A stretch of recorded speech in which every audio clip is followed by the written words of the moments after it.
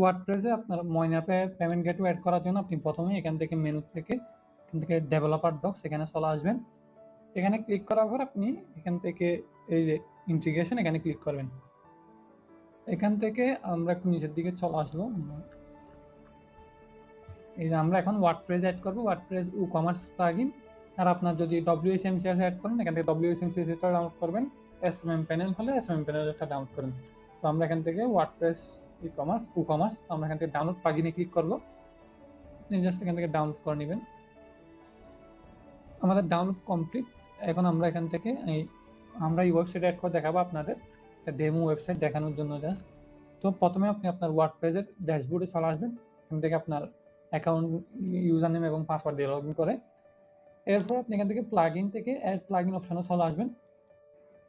Upload প্লাগইনে click করবেন, choice ফাইলে select করে দিবেন। আমরা যেটা একটু আগে ডাউনলোড করলাম এখান থেকে ইনস্টলে ক্লিক করব।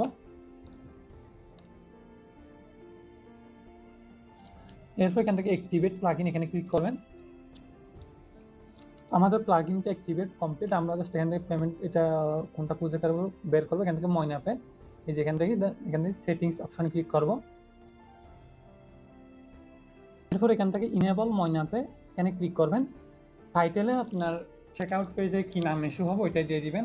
এখন আমাদের এপিআই কি লাগবে, এখানে একটা এপিআই কি বসানোর জন্য আপনি এখান থেকে পেমেন্ট গেটওয়ে ড্যাশবোর্ড যেটা আছে এখানে চলে আসবেন। এখান থেকে আপনি সেটিংস থেকে ব্র্যান্ডে চলে আসবেন। ব্র্যান্ডে আসার পর আপনি এখান থেকে ব্র্যান্ড কি যেটা আছে এটা কপি করে নেবেন। কপি করে আপনি এখানে চলে আসবেন, এপিআই কিতে এখানে এটা বসাই দিবেন।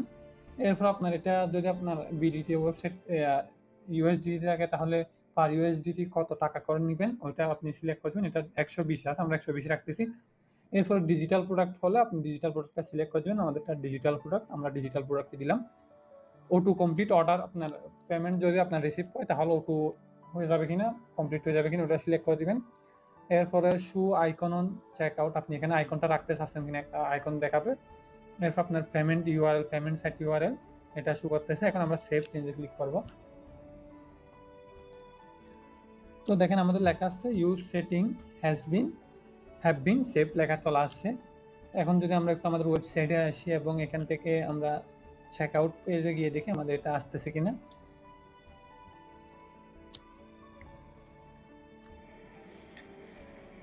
নিচের দিকে আসলে আমরা দেখতে পাচ্ছি টাইটেল আমরা যেটা দিয়েছি ওটা শো করতেছে, আপনি চাইলে চেঞ্জ করতে পারেন। এর বাইরে আপনার আইকন শো করতেছে। এবার আপনারা সিম্পলি ওয়ার্ডপ্রেসে এই পেমেন্ট গেটওয়েটা অ্যাড করতে পারেন।